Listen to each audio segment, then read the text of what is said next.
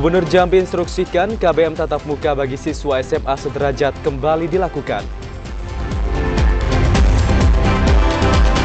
Kabut asap pekat mengganggu jarak pandang pengendara di Kabupaten Muaro Jambi. Imbas musim kemarau, ratusan hektar sawah di Kabupaten Kerinci terancam gagal panen.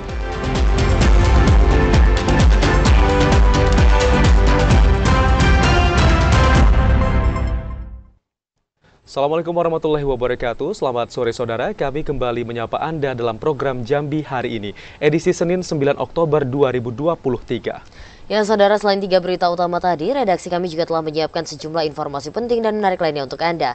Bersama saya Cynthia Permana. Dan saya Ahmad Solihin, inilah Jambi hari ini selengkapnya.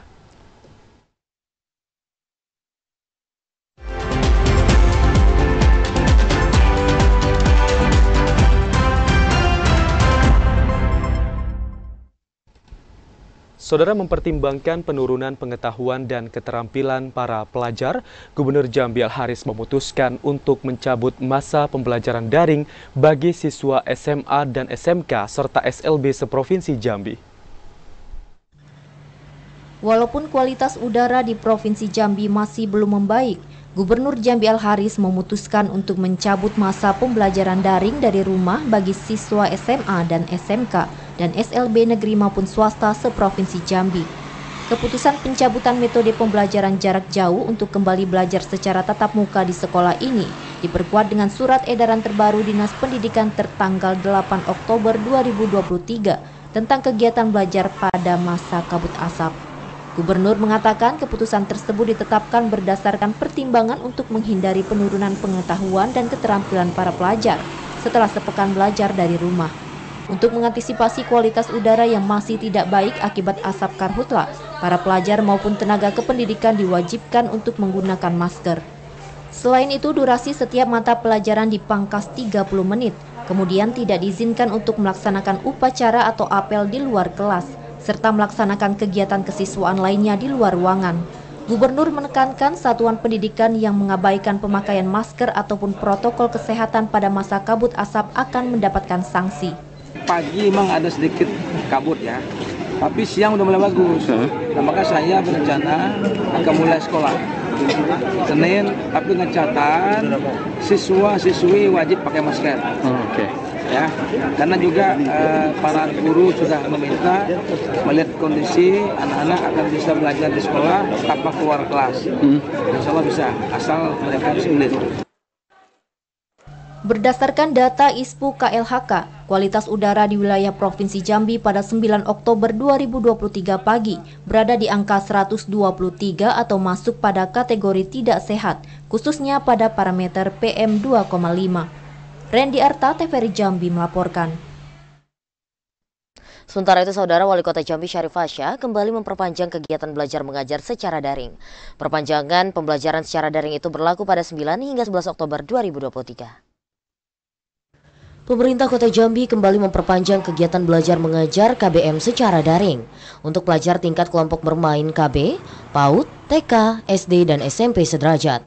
Perpanjangan belajar secara daring selama 3 hari ke depan tertuang dalam edaran Wali Kota Jambi nomor 19 E-D-R HKU 2023 tanggal 8 Oktober 2023 tentang perpanjangan pelaksanaan kegiatan belajar mengajar pada masa kabut asap di Kota Jambi.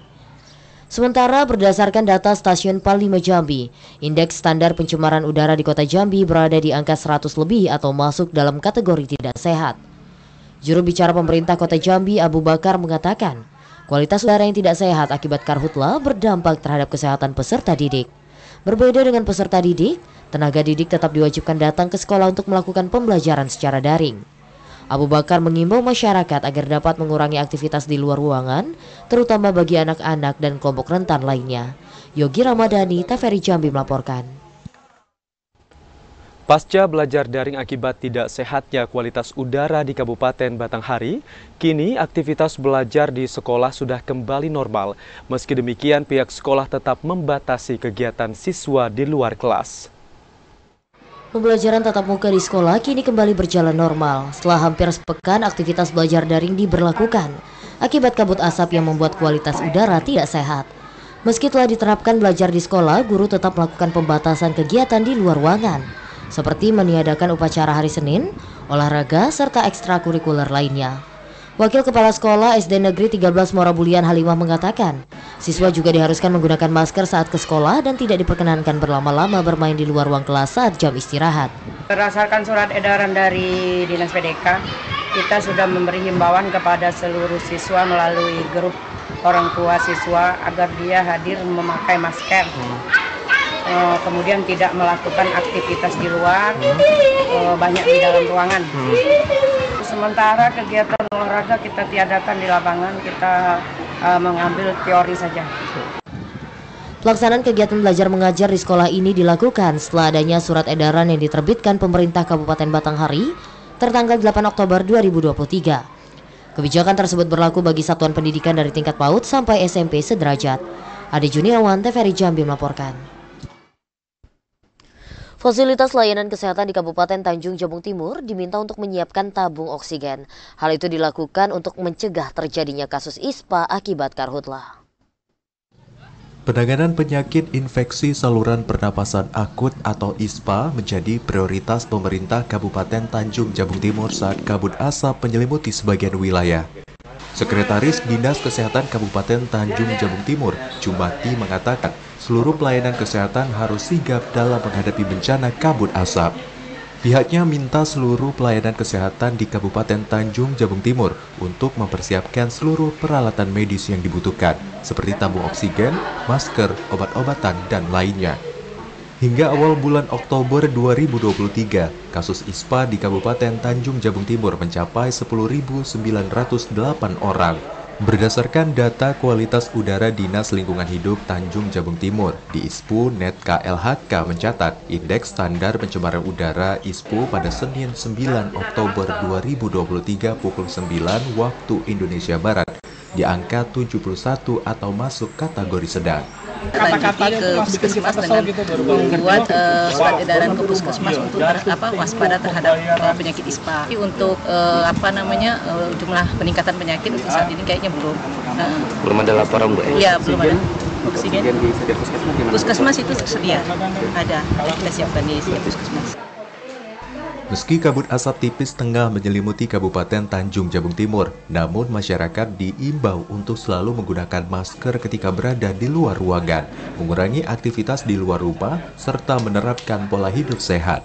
Jika mengalami keluhan pernafasan, diminta untuk segera memeriksakan diri ke fasilitas kesehatan terdekat. Khalifa Patria, TVRI Jambi melaporkan. Kabut asap tebal yang menyelimuti Kabupaten Muaro Jambi berdampak terhadap aktivitas di Jalan Nasional Jambi Riau. Jarak pandang pengendara pada pagi hari hanya 200 meter. Kabut asap yang tebal pada pagi hari mengganggu aktivitas lalu lintas kendaraan yang melintas di sepanjang Jalan Nasional Jambi Pekanbaru Riau, tepatnya di Kabupaten Muaro Jambi. Jarak pandang para pengendara yang melintas terbatas hanya berkisaran 200 meter. Selain mengganggu jarak pandang, kabut asap tebal juga mengakibatkan iritasi pada mata pengendara. Kondisi ini tentu membahayakan keselamatan bagi pengendara yang melintas. Pengendara berharap ada solusi konkret agar aktivitas masyarakat dapat kembali normal. Kalau kita mengendarai mobil ini, jarak pandang kurang jauh. Nah, untuk yang kedua, untuk kesehatan kita sendiri sih, di tenggorokan ini terasa sakit ini. Di hidung pernapasan kita terasa tersumbat gitu. Kalau jarak pandang ini mengurangi jarak pandang kita yang biasanya 500 meter, sekarang tinggal 200 meter. Pekatnya kabut asap di saat pagi hari dan sore hari diakibatkan oleh maraknya kebakaran hutan dan lahan. Para pengendara pun harus menyalakan lampu kendaraannya agar terlihat oleh pengendara yang ada di depan. Kabut asap yang menyelimuti Kabupaten Muaro Jambi ini juga mengganggu aktivitas warga yang ada di aliran Sungai Batanghari. Azam Afnan, TVRI Jambi melaporkan. Kabut asap karhutla tak hanya berdampak pada manusia, namun juga pada satwa di kebun binatang Taman Rimba Jambi. Agar satwa tetap sehat, pengelola Taman Rimba memberikan vitamin tambahan kepada satwa. Pengelola Taman Rimba Jambi memberikan vitamin tambahan kepada satwa untuk menjaga kesehatan hewan dari kabut asap akibat kebakaran hutan dan lahan atau karhutla. Kepala UPTD Taman Rimba Jambi Erliani mengatakan, Kabut asap tak hanya berdampak pada kesehatan manusia, namun juga satwa, khususnya primata seperti ungko dan siamang. Pemberian vitamin tambahan kepada dua satwa itu karena kedua satwa rentan terhadap kabut asap. Sejak kabut asap, pengelola Taman Rimba Jambi rutin memberikan vitamin tambahan 4 kali dalam 1 minggu. Tambahan vitamin yang diberikan itu seperti vitamin C dan minyak ikan. Belum ada yang signifikan, tetapi kita tetap waspada untuk gejala daripada siamang dan ungkup, pneumonia, gangguan pernapasan. Jadi kita intensif memberikan vitamin yang lebih dari yang biasanya, dan kita menjaga imunitas daripada siamang dan ungko ini agar lebih diperhatikan sehingga tidak mudah dijangkiti oleh penyakit. Hingga saat ini belum ada satwa di Taman Rimba Jambi yang terdampak gangguan kabut asap. Joko TVRI Jambi melaporkan. Saudara, ratusan hektar tanah pertanian di Kabupaten Kerinci mengering akibat cuaca panas. Kekeringan lahan itu membuat ratusan hektar lahan persawahan terancam gagal tanam dan panen. Meski sejumlah lahan pertanian di Kabupaten Kerinci masih tampak hijau, namun tanaman padi di persawahan milik warga ini terancam mati. Kekeringan yang terjadi sejak 2 bulan terakhir ini membuat ratusan hektar lahan persawahan di sejumlah kecamatan terancam gagal panen dan gagal tanam. Tanaman padi yang baru 30 hari itu mulai mengering dan tumbuh tidak sempurna akibat tidak mendapatkan pasokan air. Petani menyayangkan sumur bor yang dibangun pemerintah pada tahun 2015 di area lahan persawahan itu tidak pernah berfungsi untuk membantu mengairi lahan persawahan mereka. Sawah kita ada air yang, Bu? Ada 2 bulan. 2 bulan. Sawah kita ini memang mengandalkan air irigasi atau hujan atau seperti apa, Bu? Nanti hujan dah. Lalu hujan tak ada.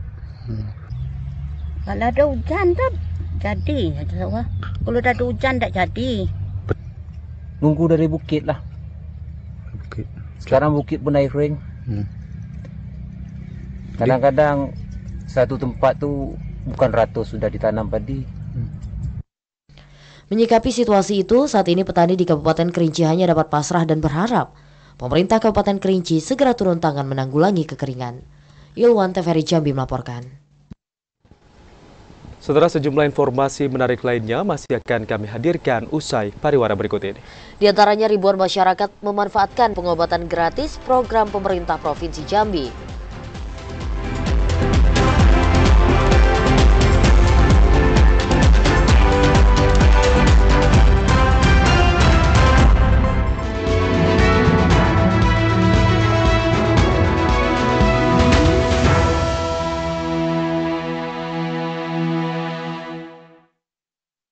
Anda masih menyaksikan Jambi hari ini dalam segmen menuju pemilu 2024. Saudara, KPUD Sarolangun meminta partai politik untuk menyerahkan bukti fotokopi rekening khusus dana kampanye atau RKDK, mengingat masa dan jadwal kampanye sudah semakin dekat. 15 partai politik yang menjadi peserta pemilu di Kabupaten Sarolangun tahun 2024 dipastikan sudah memiliki rekening khusus dana kampanye karena semua partai politik tersebut sudah meminta rekomendasi KPUD Sarolangun. Sebagai surat pengantar untuk membuka rekening di Bank Umum, Ketua KPUD Sarolangun Ahmad Mujadid mengatakan RKDK ini menjadi keharusan bagi setiap partai politik karena semua transaksi di masa tahapan kampanye tidak bisa dicampur dengan rekening operasional parpol. Maka setiap sumbangan maupun operasional selama pelaksanaan kampanye harus dibukukan di RKDK. Kemudian akan diaudit serta dilaporkan sebagai dana awal kampanye. Mujadid menjelaskan rekening khusus dana kampanye atau RKDK ini memiliki tujuan yang jelas, agar partai politik tidak dirugikan, karena calon legislatif bisa gugur bila tidak melaporkan dana kampanye. Oleh karena itu fotokopi rekening harus segera diserahkan ke KPU. Sudah berjalan kurang lebih 2 minggu dan ada yang sudah buat tapi belum isi. Namun kalau untuk RKDK itu kita kembalikan ke partai semua yang ngurus. Tugas kita memberitahu, melampirkan persyaratan, dan rekening kampanyenya itu pun harus nama partai yang bersangkutan, tidak boleh nama individu. Jadi wajib ada saldonya itu? Ya, namanya rekening harus ada saldo. Sampai hari ini sudah ada nyetor atau seperti ada? Belum ada. Belum kita lihat dan belum ada yang terisi. Rekening khusus dana kampanye menjadi ketentuan wajib yang harus dipatuhi semua partai politik karena RKDK dibuat atas nama parpol peserta pemilu 2024. Edi Kusnadi, TVRI Jambi melaporkan.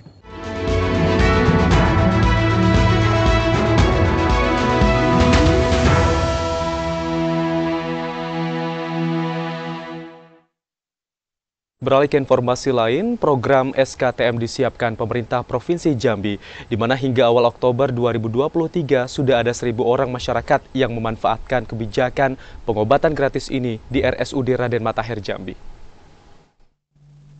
Hingga awal Oktober 2023, tercatat sudah ada 1.000 orang masyarakat yang memanfaatkan kebijakan pengobatan gratis yang disediakan pemerintah Provinsi Jambi melalui program Surat Keterangan Tidak Mampu atau SKTM di Rumah Sakit Umum Daerah Raden Matahir Jambi.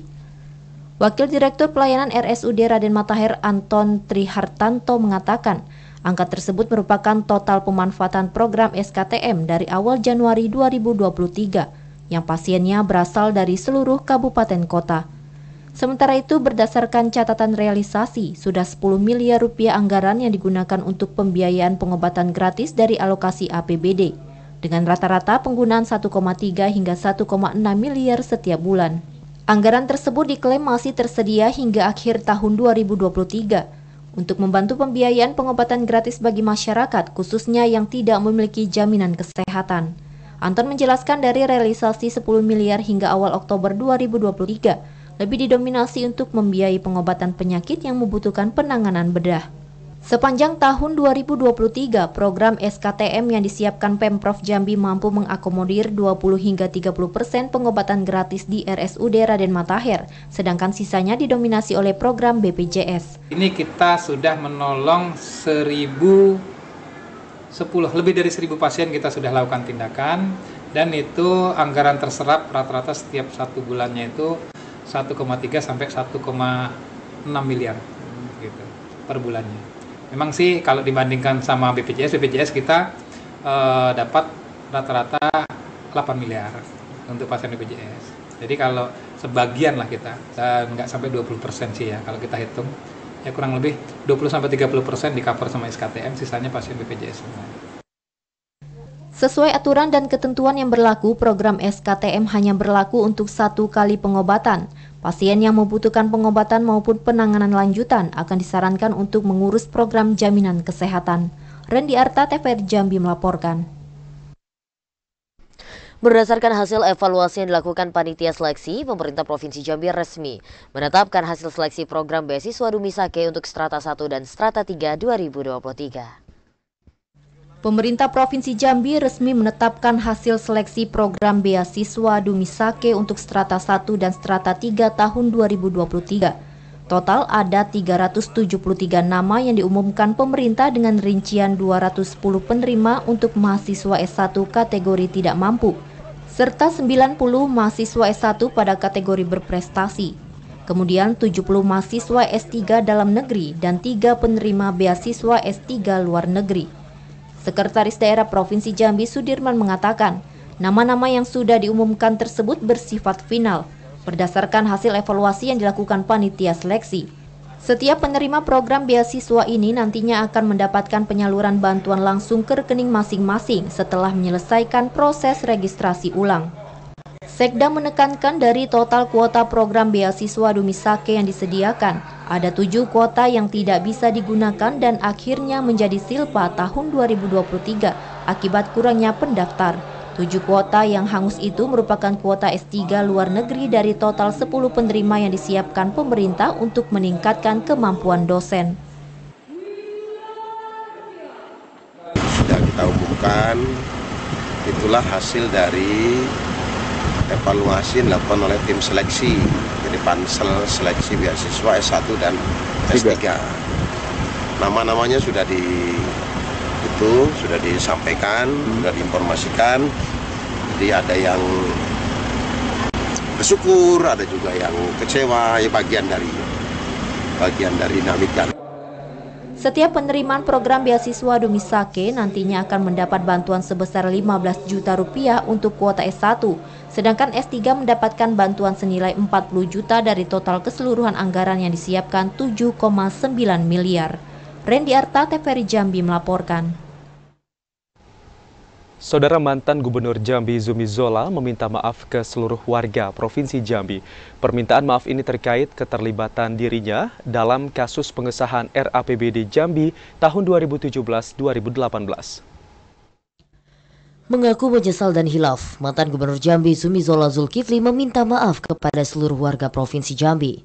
Permintaan maaf ini terkait keterlibatan dirinya pada kasus pengesahan RAPBD Provinsi Jambi 2017 dan 2018. Mantan Gubernur Jambi Zumizola Zulkifli mengaku sangat menyesal dengan apa yang telah diperbuatnya semasa menjabat hingga merugikan masyarakat.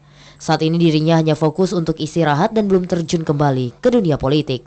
Pada kesempatan ini saya ingin menyampaikan permohonan maaf saya kepada seluruh masyarakat Jambi atas permasalahan yang terjadi, atas kecerobohan saya ketika saya bertugas di Provinsi Jambi.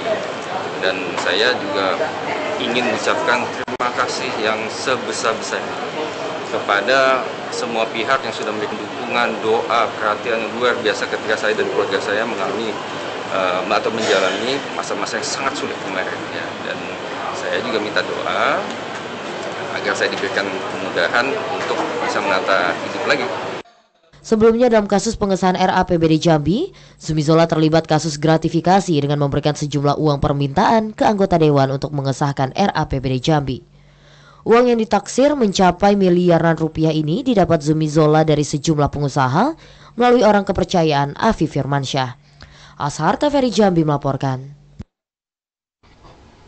Bupati Batanghari tanda tangani Fakta Integritas Kota Pintar. Informasi selengkapnya akan kami hadirkan dalam segmen advertorial usai jeda. Tetaplah bersama kami.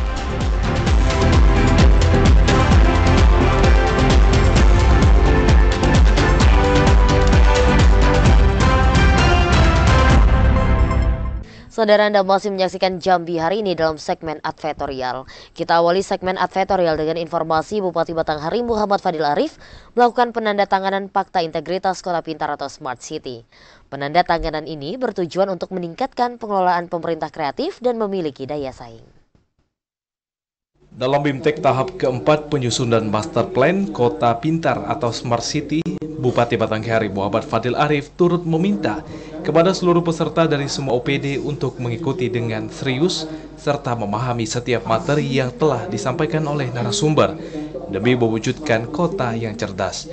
25 desa di Kabupaten Batanghari yang menjadi lokasi implementasi gerakan menuju Smart City yang memiliki visi terwujudnya kota cerdas, kreatif, inovatif, dan berdaya saing dengan didukung teknologi yang berwawasan lingkungan. Bupati Batanghari Muhammad Fadil Arif menyampaikan, untuk mendukung semua target capaian Smart City tidak terlepas dari peran OPD untuk bekerja dengan maksimal.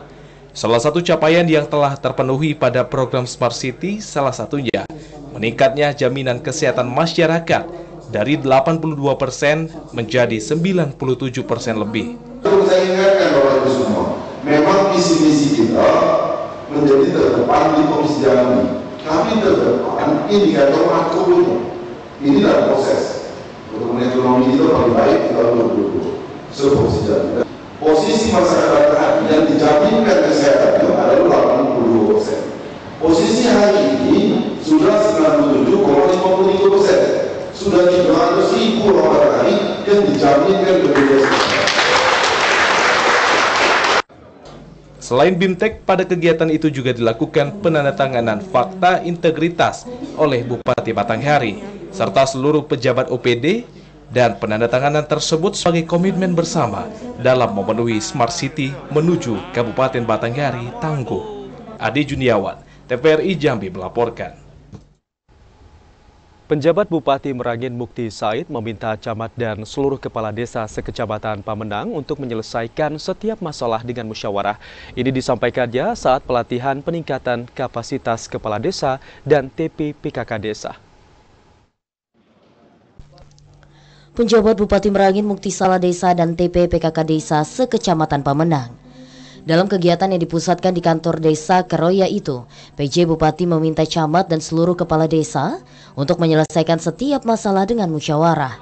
Melalui musyawarah bisa diperoleh penyelesaian persoalan yang beradab dengan menjunjung tinggi kebersamaan, persatuan dan kesatuan, serta hasil keputusan yang dihasilkan dapat diterima oleh semua pihak. Caranya sangat bagus ya. Jadi saya berpesan tadi kepada Pak Camat, Pak Kepala Desa, teruslah buat acara-acara yang sifatnya ngumpul orang. Jadi di samping kita ada acara, kita bisa silaturahmi, ya kan? Jadi keluhan-keluhan masyarakat itu bisa kita dengar. Insya Allah bisa kita selesaikan. Nah, jadi itu agenda kita pada hari ini, ya. Saya sangat bangga, ya, terhadap kepala desa Pak Camat bisa buat acara seperti ini. Penjabat Bupati berharap pelatihan yang diberikan nantinya dapat diimplementasikan ilmunya dalam giat berdesa untuk membawa kemajuan desa khususnya sekecamatan Pamenang dan umumnya Kabupaten Merangin. PJ Bupati juga meminta semua peserta mengikuti kegiatan dengan cermat dan serius sehingga tujuan pelaksanaan pelatihan ini dapat meningkatkan kinerja kepala desa dan TPPKK bisa terwujud. Masyarakat bisa terlayani lebih baik dan Mukti mengingatkan camat dan kades untuk fokus menurunkan angka stunting dan kemiskinan ekstrem. Mereka dituntut memiliki data dan melakukan kerjasama dengan pihak puskesmas, dinas sosial, dan dinas terkait lainnya dalam menuntaskan program nasional tersebut. PJ Bupati mengatakan, kesuksesan menekan angka stunting di Kabupaten Merangin akan tercapai dengan dukungan dan partisipasi aktif dari semua pihak. Dibutuhkan kolaborasi mulai dari pemerintah tingkat desa, kecamatan, dan kabupaten. Ramadan Cerbita Kasa, TVRI Jambi melaporkan. Penjabat Bupati Merangin Mukti Said meninjau jalan rusak di Kelurahan Pamenang menuju Desa Empang Benau. Usai meninjau jalan, Mukti Said minta dinas terkait agar segera memperbaiki jalan rusak di Kelurahan Pamenang. Usai mendapat laporan dari masyarakat, penjabat Bupati Merangin Mukti Said meninjau jalan rusak di Kelurahan Pamenang menuju Desa Empang Benau. Saat tiba di lokasi, Mukti Said langsung memeriksa kondisi jalan yang rusak dan berlubang di beberapa bagian. Mukti Said mengaku kerusakan jalan di sejumlah lokasi dalam Kelurahan Pamenang disebabkan kondisi keuangan pemerintah yang tak memadai. Mukti Said minta kepada Dinas PUPR Kabupaten Merangin agar memperbaiki kerusakan jalan itu secepatnya sehingga perekonomian dan aktivitas masyarakat semakin lancar. Oleh karena itu saya tanya sama Kadis PU, bagaimana Pak Kadis untuk tahun 2024 nanti. Pak Kadis bilang insya Allah mudah-mudahan. Kayaknya saya turun, saya ngecek dari, saya kan sama ngecek di situ jalannya yang jelek, terutama di kemarau ini. Debunya minta ampun, ya anak-anak kita kesian yang sekolah, anak-anak SD kecil-kecil. Kami mohon doa kepada masyarakat, terutama yang 3 desa, 4 desa ini, kita mengenang ini, mudah-mudahan bisa kita perbaiki jalan. Jalan rusak penghubung 3 desa yakni Kroya, Tanjung Gedang, dan Empang Benau itu belum tersentuh perbaikan selama 20 tahun terakhir. Selain meninjau jalan rusak di Desa Karangbrahi, Mukti Said juga meninjau jerambah gantung di Desa Moroblengo. Ramadan Cerbita Kasa, TVRI Jambi melaporkan. Saudara, saat menghadiri tablik akbar pengajian Ikatan Muslim Kuamang Jaya IMKK ke-218 tahun 2023, Bupati Masuri mengajak masyarakat untuk memperkokoh ukhuwah Islamiyah.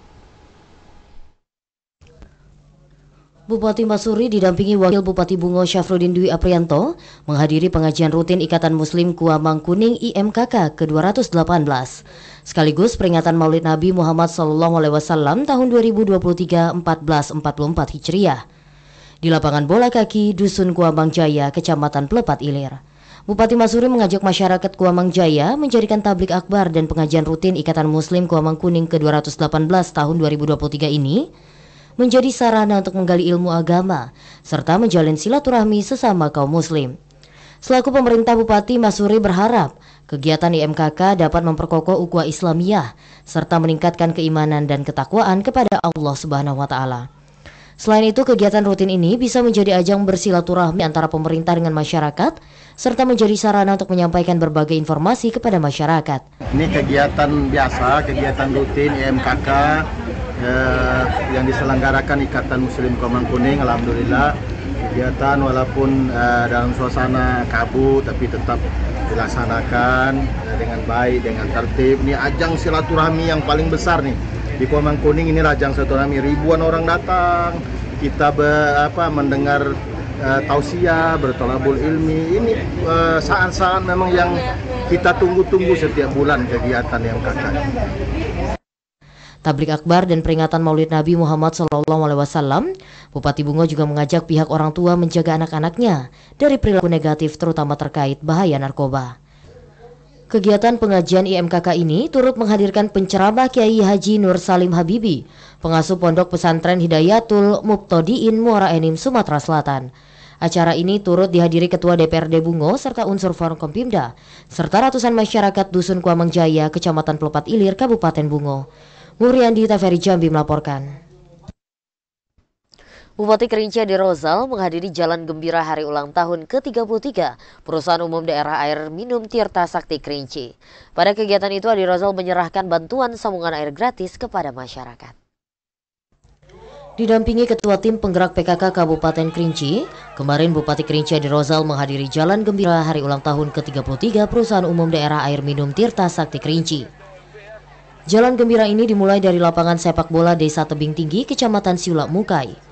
Ribuan peserta menempuh rute perjalanan sepanjang 5 km, melewati beberapa desa dan kembali ke lapangan sepak bola Tebing Tinggi.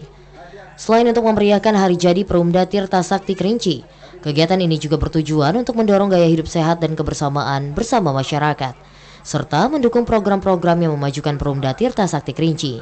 Sebuah apresiasi secara manajemen sudah baik, kemudian secara pendapatan semua baik. Tentu harapan kita ke depan, Perumda ini semakin baik, kualitas air semakin bagus, pelayanan terhadap masyarakat semakin baik. Tadi juga kita serahkan secara simbolis sambungan MBR kepada masyarakat secara gratis kepada masyarakat yang ekonominya artinya yang patut kita beri bantuan. Pertama kali kami mengucapkan terima kasih yang sebesarnya kepada pemerintah daerah dalam hal bimbingan, arahan, terutama dari Bapak Bupati Kerinci sebagai KPM, sehingga Perumda dapat lebih baik dari tahun ke tahun. Selama 3 tahun berturut-turut kita sudah memberikan PAD kepada daerah setiap tahunnya 300 juta.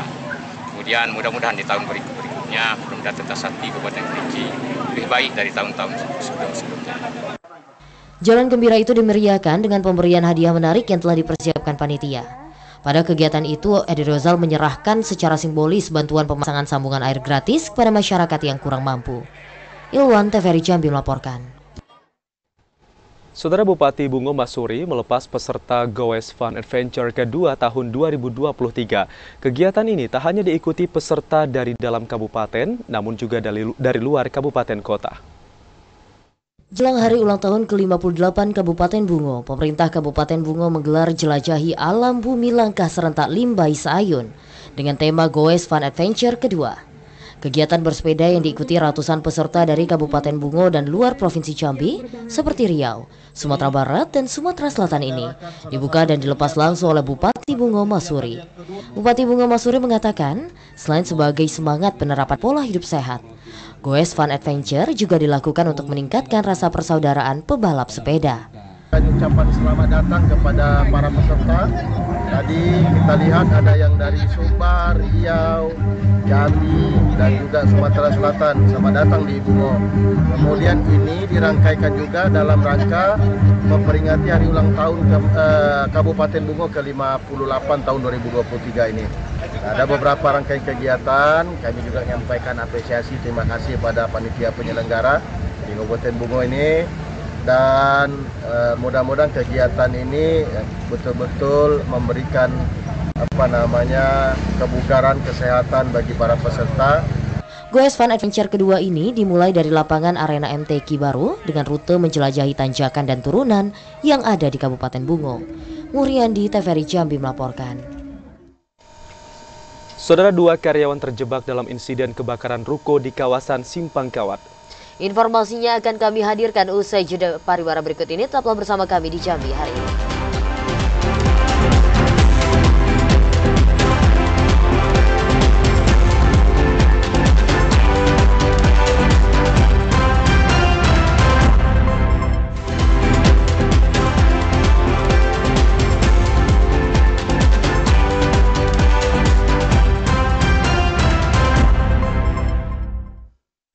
Saudara, Anda masih menyaksikan Jambi hari ini. Optimalisasi penyelenggaraan kampung keluarga berkualitas menjadi prioritas dalam penurunan stunting di Provinsi Jambi. Prevalensi stunting di Provinsi Jambi menurun signifikan dari 30,1% pada tahun 2018 menjadi 20,3% pada tahun 2022. Kampung Keluarga Berkualitas atau Kampung KB merupakan salah satu inovasi strategis untuk mengimplementasikan kegiatan prioritas program pembangunan keluarga, kependudukan, dan keluarga berencana. Pada Kampung Keluarga Berkualitas terdapat rumah data kependudukan atau rumah dataku dan dapur sehat atasi stunting atau DASAT. Optimalisasi penyelenggaraan Kampung Keluarga Berkualitas menjadi prioritas dalam penurunan stunting di Provinsi Jambi. Hal itu dikatakan Ketua Koordinator Optimalisasi Penyelenggaraan Kampung Berkualitas Sudirman saat membuka sosialisasi pedoman pemberdayaan kelompok masyarakat di Kampung Keluarga Berkualitas. Penyelenggaraan Kampung Keluarga Berkualitas tidak lepas dari isu prioritas nasional dalam Rencana Pembangunan Jangka Menengah Nasional RPJMN 2020-2024. Saat ini Pemprov Jambi memberikan dukungan anggaran kepada desa melalui bantuan keuangan bersifat khusus atau BKBK mencapai 100 juta per desa. Pertemuan hari ini bagian dari upaya untuk mewujudkan itu. Ada sinergisitas, masing-masing harus punya peran gitu ya. Insya Allah di Provinsi Jambi perubahan anggaran 2023 kemarin kita mengalokasikan tambahan 2 miliar untuk penanganan stunting itu sendiri ya. Ini bagian dari betapa pentingnya pemerintah juga terlibat untuk bisa menurunkan angka stunting. Pemerintah desa dapat menganggarkan anggaran minimal 10% dari anggaran tersebut untuk penyelenggaraan kampung berkualitas. Prevalensi stunting di Provinsi Jambi mengalami penurunan signifikan dari 30,1% pada tahun 2018 menjadi 28% pada tahun 2022. Prevalensi ini berada di bawah angka nasional mencapai 21,6%. Kampung Keluarga Berkualitas sebenarnya adalah merupakan miniatur dari program nasional ya, di mana di dalamnya itu yang terlibat tadi 13 kementerian lembaga plus BKKBN. Mereka berperan masing-masing ya, misalnya dari Kementerian PUPR menyangkut dengan sarana prasarana infrastruktur yang ada di desa tersebut. Kementerian Pendidikan menyangkut dengan bagaimana meningkatkan derajat pendidikan. Kementerian Kesehatan juga demikian, Kementerian Sosial juga demikian. Dari intinya bahwa Kampung Keluarga Berkualitas itu adalah merupakan program yang kita keroyok secara bersama-sama dari kementerian lembaga untuk bisa mengentaskan kemiskinan yang ada di desa yang bersangkutan. Berdasarkan hasil pemutakhiran pendataan keluarga tahun 2022, persentase keluarga beresiko stunting tertinggi terjadi di Kabupaten Tanjung Jabung Timur dengan persentase 62,6%, diikuti Tanjung Jabung Barat 61,4%, dan terendah terdapat di Kota Jambi dengan persentase hanya 21,9%. Kampung Keluarga Berkualitas merupakan satuan wilayah setingkat desa, di mana terdapat integrasi dan konvergensi, penyelenggaraan pemberdayaan, dan penguatan institusi keluarga dalam seluruh dimensinya. Yazid Santoso, TVRI Jambi melaporkan. Beralih ke informasi lain, satu unit ruko milik salah satu travel lintas kabupaten kota di kawasan Simpang Kawat, Kota Jambi nyaris terbakar. Kepulan asap hitam sempat menutupi seluruh bangunan hingga mengakibatkan 2 karyawan terjebak di dalamnya. Satu unit ruko milik salah satu travel lintas provinsi kabupaten kota di kawasan Simpang Kawat, Kota Jambi nyaris terbakar pada Minggu malam. Kebakaran itu disebabkan adanya sejumlah tumpukan ban bekas yang terbakar di belakang ruko hingga mengakibatkan kepulan asap hitam di dalam bangunan. Beruntung api dapat segera dipadamkan petugas pemadam kebakaran sebelum api membesar dan meluas. Kadis Damkar Kota Jambi Mustari mengatakan, kebakaran yang terjadi pada Minggu malam ini disebabkan oleh adanya sejumlah ban yang terbakar di belakang ruko akibat sembarangan membuang putung rokok. Meski berhasil dipadamkan, namun 2 karyawan ruko sempat terjebak kepungan asap. Beruntung, 2 karyawan ini berhasil diselamatkan dan mendapatkan perawatan secara intensif oleh petugas kesehatan. Ada kebakaran salah satu rumah itu sudah menimbulkan asap hitam. Alhamdulillah jarak tempuh hanya 2 menit dari lokasi dan dapat dipadamkan dengan jumlah armada yang kita turunkan 5 armada dan 25 personil dibantu dengan juga PSC 119. Di tempat kejadian kebakaran kita dapat juga ada 2 warga yang terjebak di kepulan asap dan sudah diperiksa, tidak ada riwayat hal yang lainnya, dalam kondisi sehat. Dan penyebab dugaan perkara ini yang kami simpulkan adalah dari tumpukan dari ban bekas di belakang ruko. Bawah bagian bawah, yaitu ada toko yang ban bekas, mungkin ada seluruh pokok yang jatuh dan sengaja terjadilah mungkin apa. Memang untuk lantai yang berikutnya tidak tahu kenapa kan. Oh, jadi tidak ada api, Pak? Asap? Asap yang bisa itu. Untuk PO-nya ini kena bakar juga apa enggak, Pak? PO-nya enggak ya? Berarti asap. Tidak ada. Nah, cuma istilah ada yang istilah apa? Karyawan yang terjebak di atas. Nah, jadi diperiksa dalam keadaan sehat. Tidak ada masalah. Untuk mencegah terjadinya kebakaran, masyarakat diimbau untuk lebih mawas diri saat puncak musim kemarau. Ashar TVRI Jambi melaporkan. Pesta Gotilon merupakan bentuk rasa syukur jemaat atas nikmat dan penyertaan Tuhan kepada umat. Pesta Gotilon dilaksanakan 2 kali dalam 1 tahun sesuai dengan musim panen yang biasa dilakukan masyarakat Batak. Istilah pesta dalam masyarakat adat di Indonesia memiliki arti dan simbol tersendiri. Seperti halnya dengan pesta syukuran masyarakat Batak, pesta Gotilon. Gotilon dalam bahasa Batak memiliki arti panen. Karena unik dan khas, adat ini dilestarikan dengan bentuk lain, yakni pesta Gotilon. Tradisi pesta Gotilon Huria yang dilaksanakan oleh Gereja HKBP Jambi merupakan kesadaran akan berbagai pemberian dan anugerah yang sempurna dari Tuhan. Pesta Gotilon HKBP Jambi tahun ini mengangkat tema Bersyukurlah kepada Tuhan, sebab Ia baik, bahwasanya untuk selama-lamanya kasih setianya. Melalui pesta Gotilon ini, diharapkan jemaat dan parhalado HKBP Jambi memberikan persembahan terbaik kepada Tuhan sebagai ungkapan rasa syukur. Tak hanya itu, pesta Gotilon juga sebagai wujud untuk mengembangkan kerajaan Allah dan pelayanan yang profesional, sekaligus menyongsong tahun Jubileum Jambi. Sebagai wujud rasa syukur kita kepada Tuhan atas penyertaan Tuhan sepanjang tahun 2023. Kita diberikan berkat, kesehatan, rezeki yang berlimpah, sehingga sudah sepantasnya kita mengucap syukur kepadanya lewat pesta Gotilon ini. Pimpinan Jemaat HKBP Jambi Pendeta Edward Aritonang mengatakan, pesta Gotilon rutin dilakukan setiap tahun. Pesta Gotilon merupakan kesempatan yang baik bagi setiap warga jemaat untuk menyatakan rasa syukur atas berkat yang diterima dari Tuhan. Ke depan warga jemaat kita semakin diperkenankan untuk lebih peduli kepada alam, lebih peduli kepada dunia sekitar sebagai jawaban kepada Tuhan. Pesta Gotilon atau pesta panen telah menjadi tradisi setiap tahunnya. Pesta Gotilon digelar sebagai bentuk rasa syukur kepada Tuhan dan kepedulian jemaat terhadap alam. Joko TVRI Jambi melaporkan. Saudara, informasi tadi sekaligus menutup perjumpaan kita di Jambi hari ini. Terima kasih atas perhatian dan kebersamaan Anda. Dan akhirnya saya Ahmad Solihin. Dan saya Cynthia Permana bersama kerabat kerja yang bertugas pamit undur diri. Wassalamualaikum warahmatullahi wabarakatuh dan sampai jumpa.